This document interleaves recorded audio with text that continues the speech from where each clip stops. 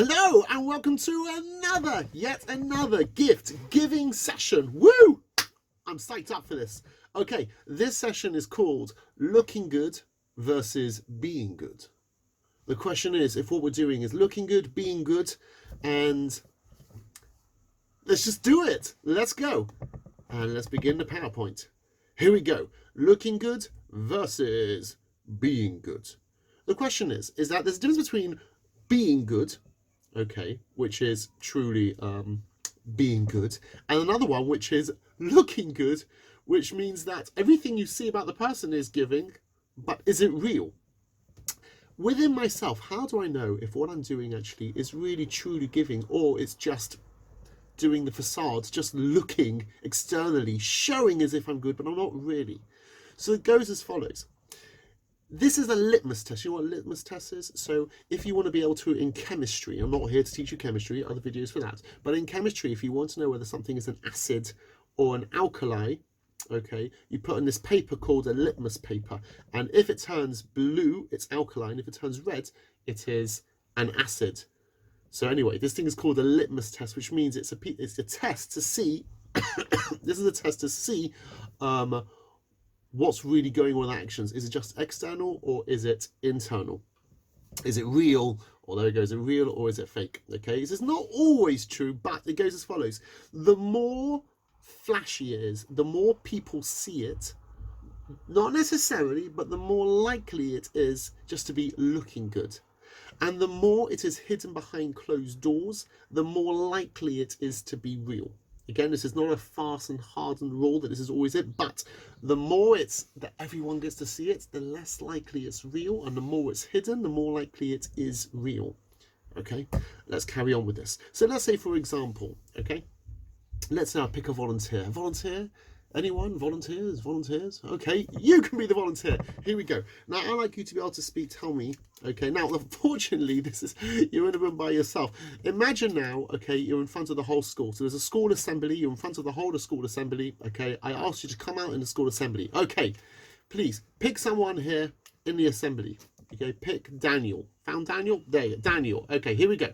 I'll pay you a $5 to speak Lashon Hara about Daniel. Tell me something really juicy, something really, some horrible gossip, something really horrible about Daniel, and I will email this to you, this £5 note, okay? But it can't just be done, no, not at home, because at home that's different. I'm talking about that when you go back to school, in the assembly, okay, everyone would just say, okay, shh, we have an announcement here from our star pupil. Up you get, please. Is this thing working? Hello? I just want to say something horrible about Daniel, and there you go, I'll give you the £5. Will you do it? No? Some of you out there are going to say yes, but you wouldn't. £5? I'll tell you what, I'll give you a tenner.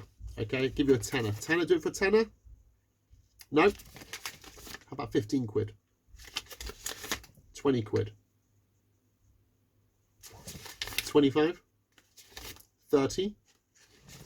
Alright, I'll tell you what, for you, 35, 40 quid. 40 quid for you to start speaking Lashon Hara in public in front of everyone. Yeah? Sounds good? Okay. No? 60? 70? 80? You know what? I just threw the whole lot in. Here you go.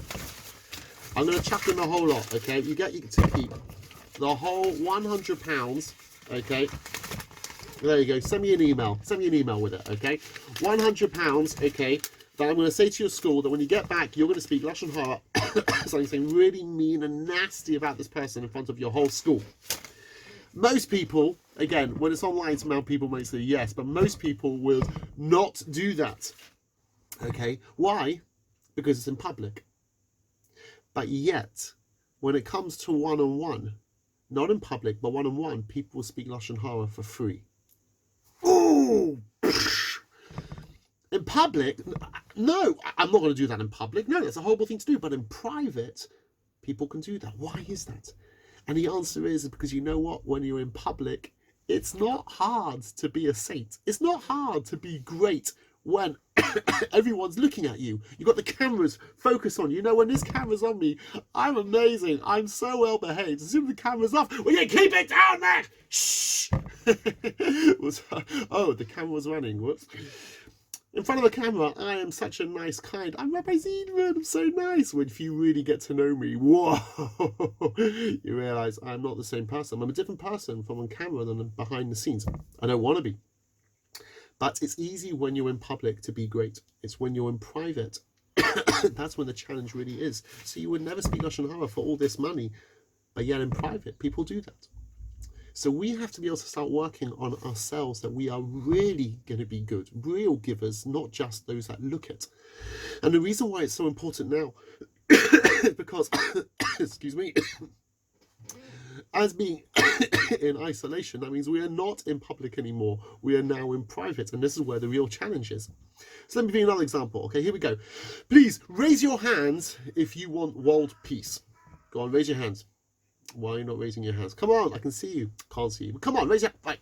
World peace, anyone? World peace? Yeah, I'll go for that. Okay, fine. Please raise your hands if you want to be the one who helps the little old lady cross the road. Do you want to help a little lady cross the road? I don't know why it's always little old lady. It's what? There's no big... There's no big... There's no... little old... Big old men. It's always little old lady. There we go. I don't know why, but it always comes up to do, you know... Give me an example of a way you can give. Oh, helping. I know. The little old lady crossed the road. Yeah. Please raise your hands if you would like to help. If you like to help all the poor, raise your hands, please. Good. Everybody wants to do this. But raise your hands if you want to help the blind person cross the road as well. Yeah, I'll stick that in as well. Okay. We all want to become givers. We want to change the world. We want to make this world a better place for you and for me and the entire human race. But okay, nobody wants to help mum with the dishes. We all want to change the world, but helping mum with the dishes, nah. But you know what? That's where it starts. That's where it starts. It's easy to say, oh, I want to give, when you don't have any relationship with these people, you don't know these people, it's out there. More to the point is, it's in public.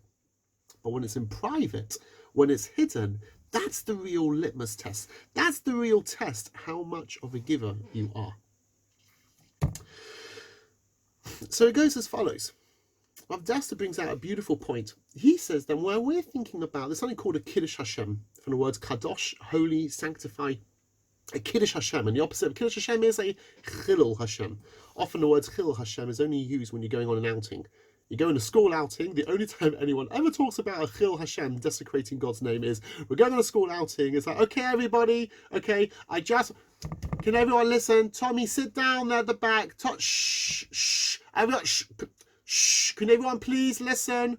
We're going into a public place. Everyone knows we're Jewish. Please don't cause a Chilul Hashem. Okay, it's very important. You're representing the school over here. I want everyone to be on their best behavior. Okay, that's the only time you ever hear Chilul Hashem. You never hear anything other than that. But there we go. School outings equals don't cause a Chilul Hashem. So Chilul Hashem is that people look at you and say, oh, that's how a Jew acts, and you're representing God. I don't think much of God.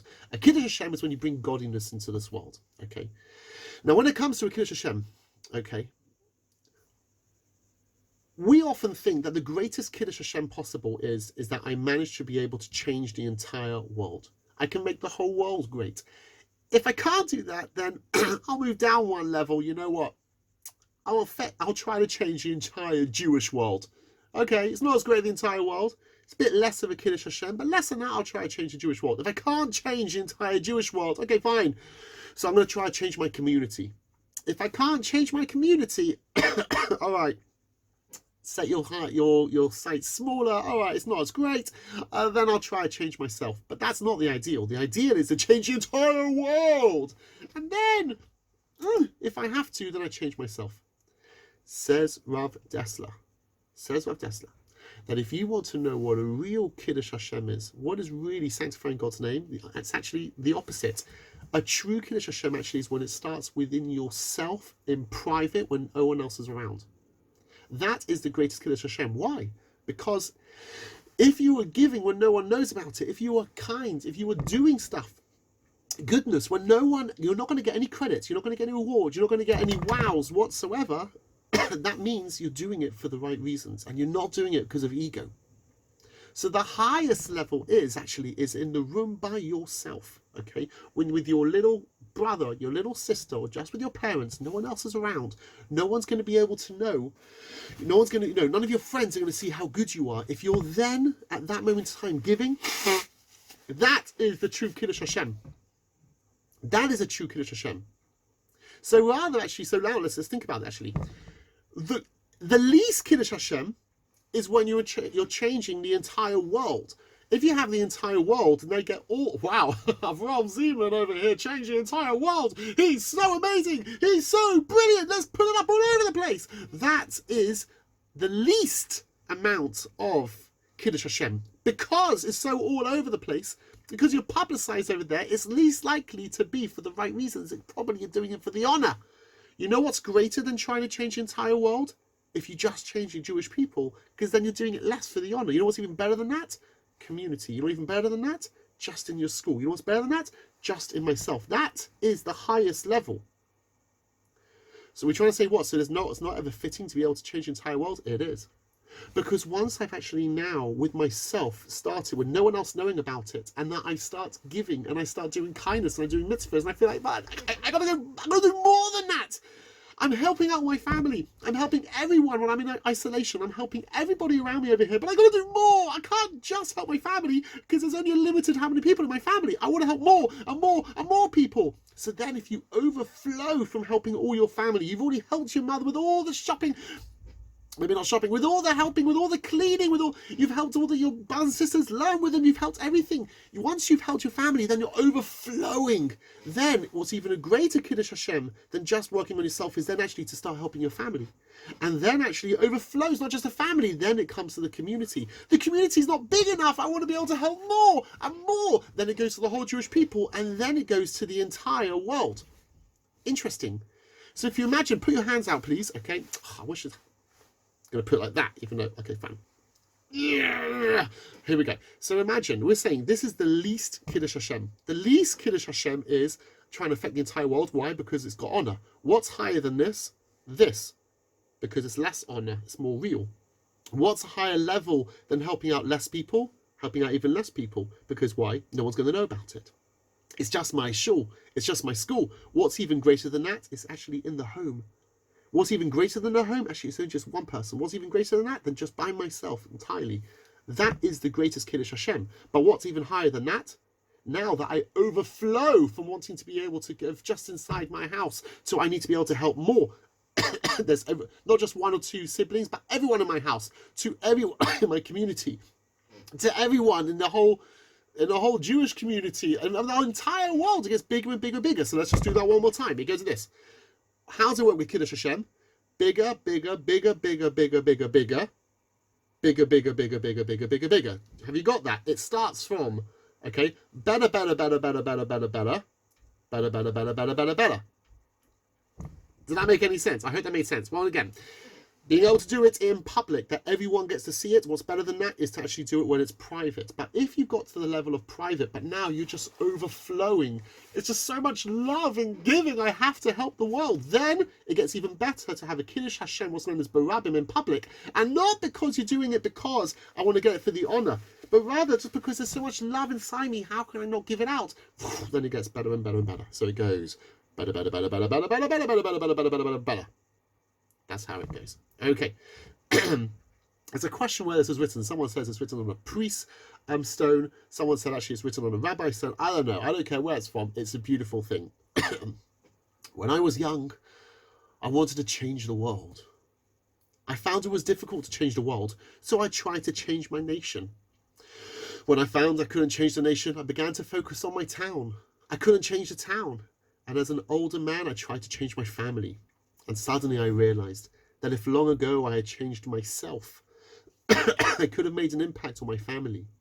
My family and I could have made an impact on our town, and their impact could have changed the nation. And who knows, perhaps I could have changed the entire world.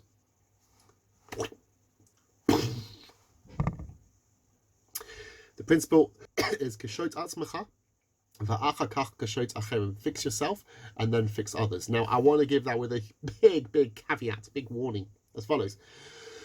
You can get people who start saying, well, I'm not helping anyone else because, hey, I haven't fixed myself yet. So I'm just waiting. Once I'm perfected, then I can start affecting the world. No, it doesn't work like that. You have to start affecting the entire world as well. Okay, you can't just start working only on yourself. If I'm only for myself, who am I? Okay, you cannot just start working on yourself. What this means over here is that you have to realize the real focus is on yourself, but the way you also work on yourself is actually also going out there and helping other people. So for example, again, if I want to become a giver and I say I'm only going to do it in my own room by myself, no one else is around, you're probably not going to do it. I need that ego. Sometimes I have to work on what looks good because then it motivates me to do good. Do you know what? When I get a round of applause, when people say thank you, that actually motivates me. Is it as altruistic? Is it doing it as much of just purely because I'm good inside? No, but it helps. And therefore, it's fine to be able to have compliments. It's fine to look good because it helps you. You just have to realize that when you're doing things over here because it looks good, a higher level is, I'm not doing it because of all the compliments. I'm doing it because I myself just want to be outpouring. But you still have to work with that. I hope that's clear. Means, is that the greatest thing is to be able to work on yourself. Sometimes you work on other people because that helps you, but you don't just sit around and say, I can't help you, I'm so sorry. Can anyone help with the dishes? I'm sorry, I'm working on myself first. That's not what it means. Okay. And also, the other idea of fix yourself and fix other people is that it's so easy to see that everyone else has got it wrong. It's so easy to see I see every single tiny mistake that's made. Every tiny, if it's 99.9% right, it's 100% wrong as far as I'm concerned. I can see every single mistake in others. In myself, I'm fine, I'm sorted. But in other people, I see so many mistakes.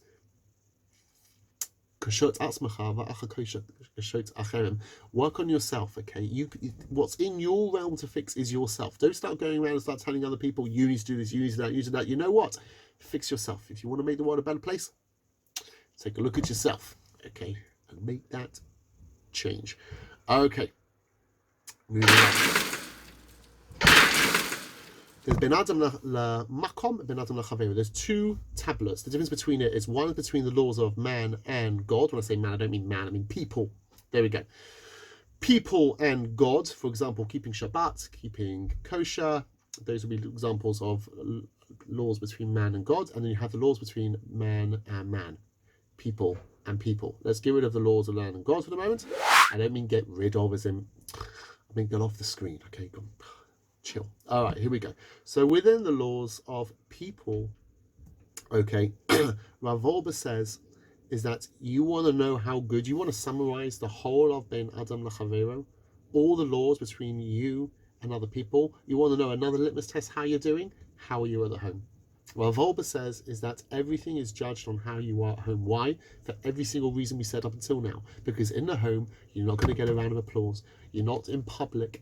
That's the real test. That's the real question of how are you.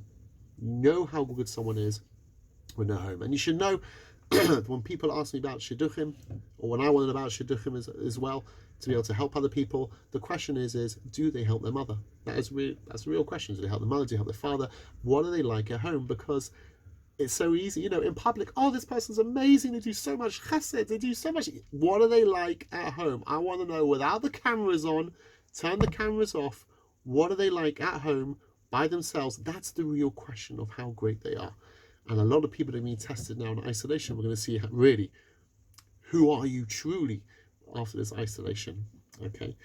And this concept, again, we need to get into this idea that it's not about all the honor I get from outside. It's from inside, overflowing, not out, in, but rather in, out.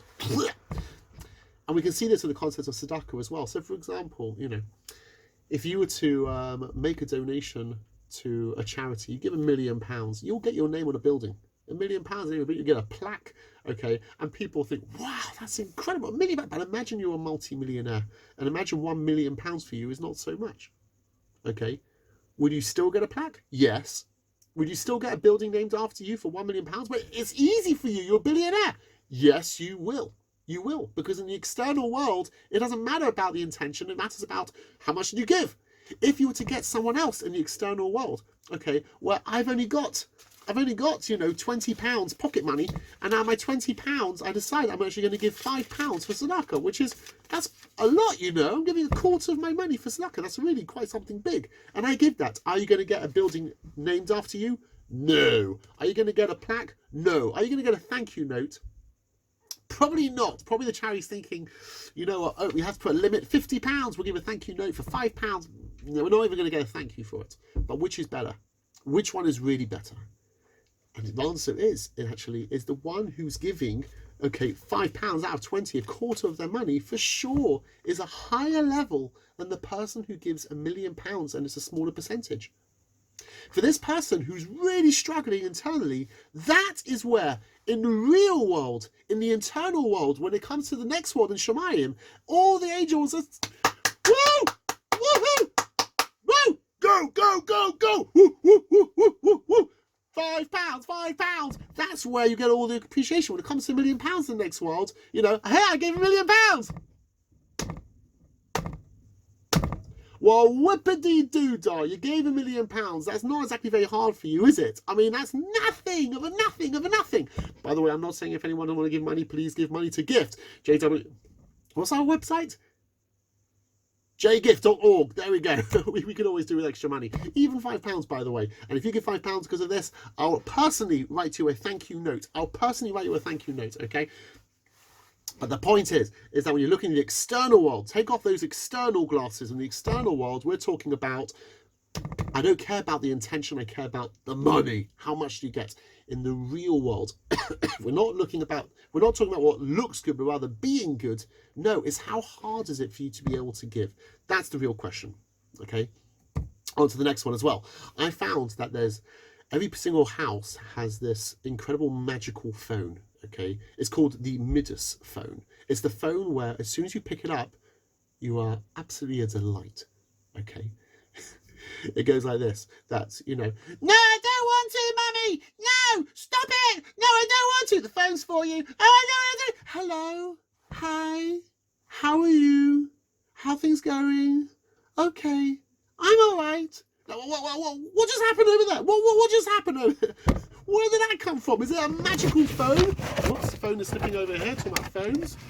Whoops. Okay. Is it a magical phone? No. Guys, it's simple. It's when you're at home. I'm at home. I'm at home. Okay. Now you know the real me. Okay. But when I'm in public. Okay, I'm in public. I'm losing hair. There you go. When I'm in public, then that's when I need to put on a show. That's the thing with the phone. Always treat your family as if you're on the phone. The way that you'll pick up that phone, I don't know, I'm picking up an old-fashioned phone. Who would do that? No. The way I'll pick up a phone and speak to someone on the phone, that's how you need to be at home.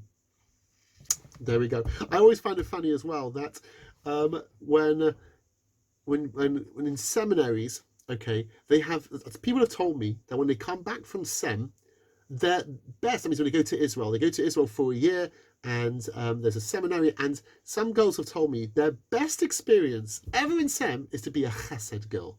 What is a chesed girl? You go to someone's house, okay, often someone who's got a lot of kids, okay, and you clean their house. You look after the kids and you clean their house. You have to pay a fortune to go to SEM in Israel. A fortune, absolute fortune. And what do when you go to SEM? You go into their house and you clean their house. Okay? I've got news for you. Okay? You want to be a chesed girl, you want to be a chesed boy, you can do it right now in your very own house and you don't have to pay not one penny. No, but that's not fun. What do you mean? It's the same thing. Nah, it's not fun. Why is it not fun? Why? Because it's not in public. That's why. Because when you're at home, you don't get that thanks. By the way, we should be giving thanks, but you don't get that honor and recognition like you do when you go to someone else's house. You know what? I'm amazing at clearing the table. Okay? At the end of the meal, clear every single dish. Perfect. When we have guests, not a problem. When we don't have guests, boys, help your mother. Go on, help your mother. The challenge is when it's not in public. Be good. Be a giver. Not, I suppose, just looking, but to be who you want. Again, I want to be super, super, uber, duper clear. If I'm not motivated to be able to help, but I am motivated if I'm being a chesed girl, a chesed boy in someone else's house, then do that. Then do it, because it's good to give. It's better to give than not give at all. But you've got to realize that really the higher level you should be working on to do it even more privately and more privately and more privately. Okay? And that's how you grow, because that will become a greater Kiddush Hashem, Kiddush Hashem, Kiddush Hashem. Okay? The greatest chesed possible, okay? There's a chesed known as chesed shel emes, a kindness which is truth. We refer to a chesed shel emes, someone has died and you bury them, that is known as a chesed shel emes, a true chesed, a true giving, a true kindness. Why is that referred to as a true kindness? Why do you think? Why do you think burying someone who has died we refer to as a true kindness? Go on, tell me. I don't know what you said, but let's just say yes, you got it. Well done, yes, you got it. And the answer is as follows. Because the dead person's not going to thank you. Why not? Because they're dead! And therefore, when you're giving, this giving has to be true, because you're not going to get a single thanks, because there's no one there to thank you, because the person you're helping is no longer alive. That's why it's called a chesed shel emes. A true chesed, a true kindness, is when you're helping someone who's not alive, because they're never going to thank you. This whole concept of saying that when it's real is when it's hidden, okay, is actually the principle known as kedusha. Okay, the word kedusha, holiness, kadosh is holy. Kedusha actually means to be separated. Why? Because true holiness is separated from everything else. It's hidden from everything else. Okay, let me ask you, what is the holiest item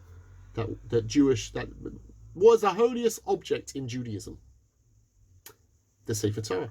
The Sefer Torah is the holiest thing. How often do you get to see the Sefer Torah? Hardly ever. It's always locked up. It's always hidden. And only 3 times a week we want to read from it. We take it out, we read it, and as soon as you're not reading from it, you put a cover straight on the Sefer Torah. So between aliyot, between when people are being called up, you put a cover on, you take it off, you read it, you put it back on, and then we put it straight back into the Aron. Holiness is not about Britain's Got Talent. It's not about being out there, being in the large. Look at me, everyone. No, it's actually hidden. When it came in the time of the temple, what was the holiest thing? The Kadosh Kadoshim, the Holy of Holies. How often did anyone go to the Holy of Holies? One person, once the entire year. The Kohen Gadol would once in the entire year go to the Kadosh Kadoshim, and that was known as the Holy of Holies, because when something is holy, it's actually hidden. And this comes to the principle of known as snius, sniut. Sniut means is that to be able to keep things, when you keep things hidden, that means it's more holy. It's not, hey, check me out, look at this. Okay. It's far, what snius means, true snius is someone who has so much inside of them. People don't get to see it. They don't show off. They don't put everything in front of them. Look, I did this mitzvah, I did that mitzvah, I put it up on the here, I put it up over there, I've done this, I've done that. I remember actually people talking about that maybe actually that we should create something that anytime anyone does any kindness, they should put it up on social media and they should blast to the world and say, check it out, I'm such a giver. Now again, if it motivates someone to do it, then do it. If you're not going to do it unless it's put up, then do it. If it's going to motivate other people also to give who otherwise wouldn't give, then also do it. But you have to realize that you should always still have some giving that people don't know about. It's a hidden one, because if it's sneered, if it's modest, if it's done hiddenly, then it's kadosh, then it's real. Then you're not doing it because it just looks good, but because rather it really is good. Okay. I want to tell you a true story. Now, when I say a true story, I got to tell you, I mean a true story, because I am very, very specific that when I say a true story, I got to check it's true. So I heard this story and I thought it cannot be true.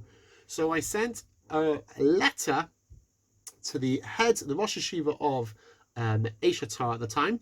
Okay, he was the nephew of this person who I'm going to be talking about in a second. And I went through the story, I said, is it true? And he said, it's true. Here we go. This is of Shimshon Pinkus. Shimshon Pinkus unfortunately died tragically, I believe in a car crash. He wrote loads of tapes. So he made loads of tapes, and he actually wrote books as well. And only after he died did people realize how incredible he was. When his family were sitting shiva, when he passed away, there was one person who came to the shiva, total stranger, no one who he was, and this guy started bursting out crying. And the kids were looking and thinking, what's going on? So the kid said, sorry, did you know my father? And the guy said, yeah, I did. How do you know our father? He said, I've got your father's kidney. What? I've got your father's kidney. What are you talking about? He said, we were once on an airplane. I was on an airplane. I was sitting next to you. Your father came in. We started talking, and I told him, in a conversation, I told him that I'm ill and that I'm on dialysis, which is what people have when they don't have a functioning kidney, and I need a kidney. So your father said, well, I don't mind testing out. If I'm a match, I'll give you my kidney. Happens to be, by the way, it's not so hard to give away a kidney. It's actually, it's very easy to get a match. You just need to find someone who wants to give it away.